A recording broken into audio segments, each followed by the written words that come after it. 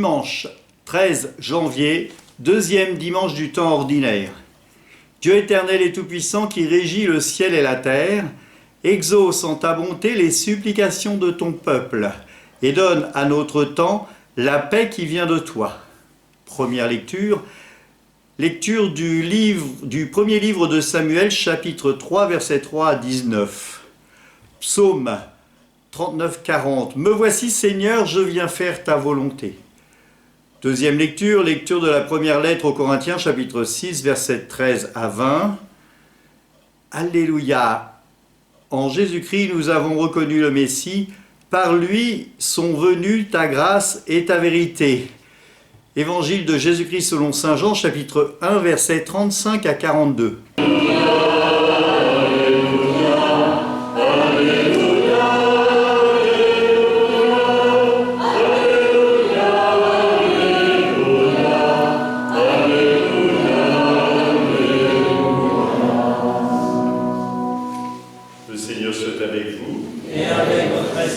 Évangile de Jésus-Christ selon saint Jean.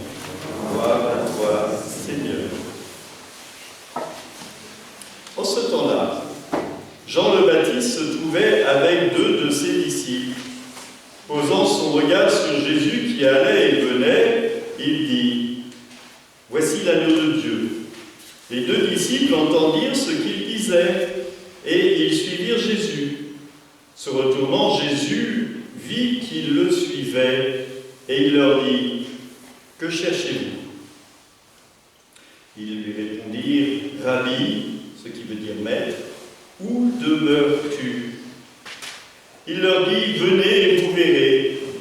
Ils allèrent donc, ils virent où il demeurait, et ils restèrent auprès de lui ce jour-là. C'était vers la 10e heure, environ 4 heures de l'après-midi. André, le frère de Simon-Pierre, était l'un des deux disciples qui avait entendu la parole de Jean qui lui avait suivi Jésus. Il trouve d'abord Simon, son propre frère, et lui dit : Nous avons trouvé le Messie, ce qui veut dire Christ. André amena son frère à Jésus. Jésus posa son regard sur lui et dit : Tu es Simon, fils de Jean. Tu t'appelleras Képhas, ce qui veut dire Pierre. Acclamons la parole de Dieu. Louange à toi, Seigneur Jésus. Les lectures d'aujourd'hui sont presque idéales pour votre étape de baptême. La deuxième lecture nous invite à croire et à entendre que nous faisons partie du corps du Christ. Nous sommes membres du corps du Christ, c'est ce que nous dit saint Paul. Par le baptême, nous entrons dans une relation d'amour avec Dieu.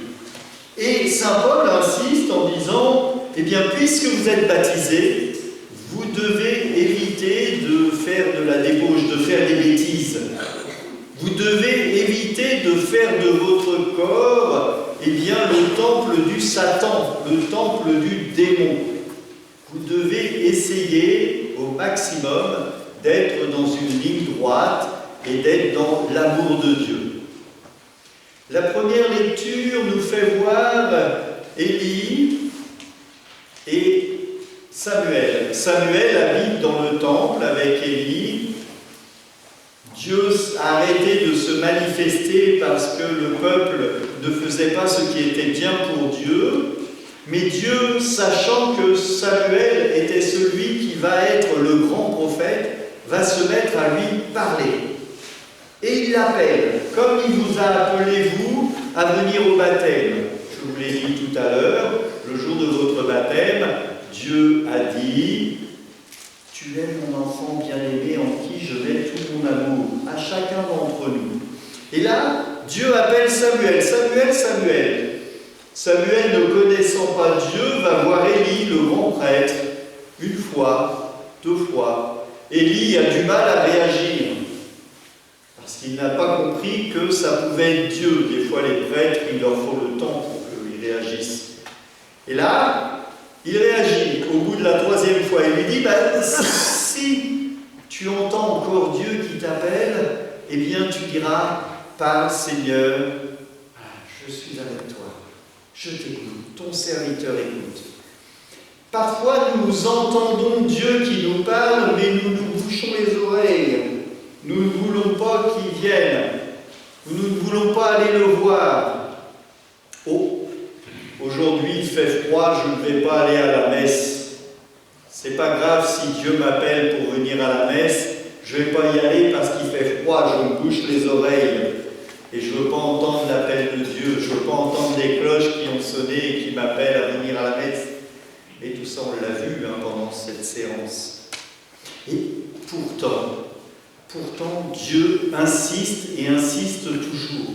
Quand il y a une demande par Dieu, cette demande, elle est réitérée plusieurs fois. Parce que Dieu nous aime et il veut ce qui est bon pour nous. Alors, est-ce que venir à la messe, c'est quelque chose de bon pour moi ? Chacun en a sa réponse. Moi, je dirais tout de suite oui, parce que c'est le Christ qui nous attend à l'autel pour faire la première communion. Enfin, pour communier. Vous, ce sera bientôt votre première communion, mais le Christ vient à l'autel et il m'attend. Et si je ne viens pas à la messe, eh bien, je laisse une place vide et le Christ est triste parce qu'il a invité du monde à un repas et que les invités ne sont pas venus. Le jour où vous invitez du monde à votre repas d'anniversaire et que les copains-copines ne viennent pas, vous êtes triste. Et bien c'est pareil pour le repas eucharistique. Samuel, Samuel. Cet appel insistant, il est aussi pour nous. Dieu nous appelle à venir le rejoindre. Parce que, comme le dit saint Paul, nous sommes le corps du Christ. Imaginez si tous ces bancs étaient vides et que moi j'étais tout seul, ce serait quand même triste. Je ne serais pas tout seul parce qu'il y aurait le Christ et l'Esprit Saint. Mais quand même, cela voudrait dire un manque de foi. L'Évangile est aussi un appel un peu différent. Jean le Baptiste baptisait dans l'eau du Jourdain, un baptême de conversion, on en a parlé. Et quand il a vu le Christ, il a dit « Voici l'agneau de Dieu, voici celui qui vient sauver le monde ». Et les disciples de Jean le Baptiste se sont mis à suivre le Christ. Le Christ les a sentis « Qu'est-ce que vous voulez ? Qui cherchez-vous ? Que cherchez-vous ? Où demeures-tu ? C'est la question. Venir demeurer dans notre cœur. C'est ce qui se passe lorsque nous communions, nous recevons. Eh bien, à la messe, nous recevons la parole de Dieu qui vient dans nos oreilles et nous faire grandir l'intelligence, mais nous recevons le corps du Christ qui vient en nous, demeurer dans notre cœur.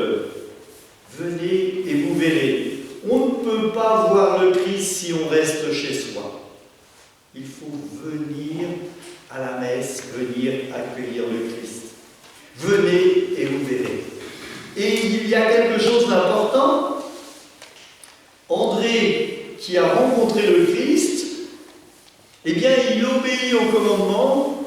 Vous savez, aller dans l'appel du Christ, nous rendons grâce à Dieu. Et qu'est-ce que ça veut dire derrière ?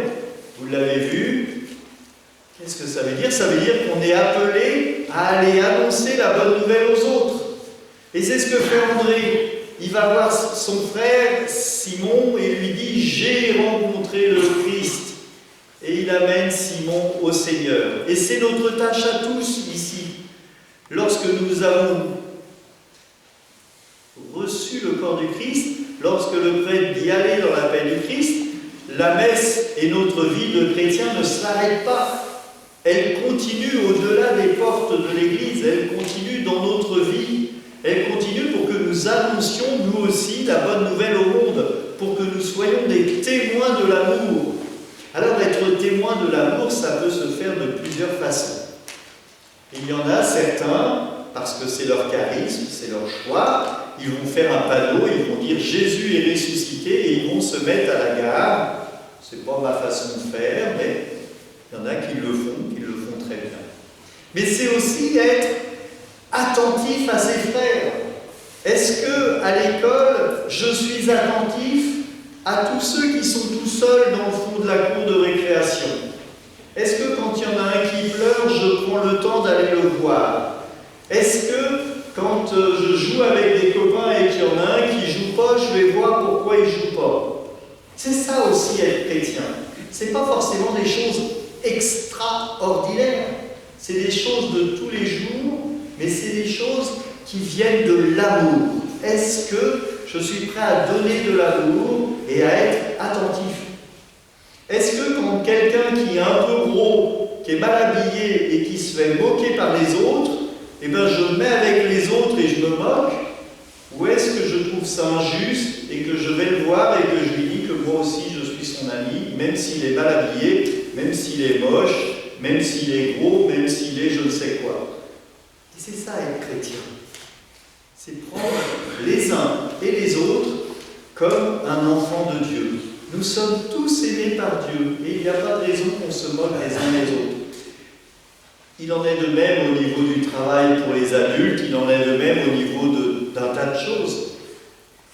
Comment est-ce que je vis ma foi de chrétien une fois la messe terminée, où j'ai reçu la parole de Dieu qui m'a rempli le cœur et l'esprit, où j'ai reçu l'Eucharistie qui m'a rempli le corps, je suis rempli du Christ, et comme le dit saint Paul, détournez-vous du Satan, détournez-vous du péché, détournez-vous de la débauche et du mal, et ouvrez votre cœur à l'amour de Dieu et à l'Esprit Saint. Que le Seigneur soit pour chacun d'entre nous, chacun d'entre vous, et bien celui qui vous guide vers l'amour, vers le frère, vers celui qui est aimé de Dieu, afin que vous aussi, vous puissiez être aimés de vos frères et aimés de Dieu. Amen. Tu prépares la table pour moi, la coupe qui m'enivre comme elle est admirable. Répands en nous, Seigneur, ton esprit de charité, afin d'unir dans un même amour ceux que tu as nourris du même pain du ciel. Par Jésus le Christ, notre Seigneur. Amen. Que Dieu Tout-Puissant vous bénisse tous, Père, Fils et Saint-Esprit. Amen. Allez, dans la paix du Christ, nous rendons grâce à Dieu. Bonne journée.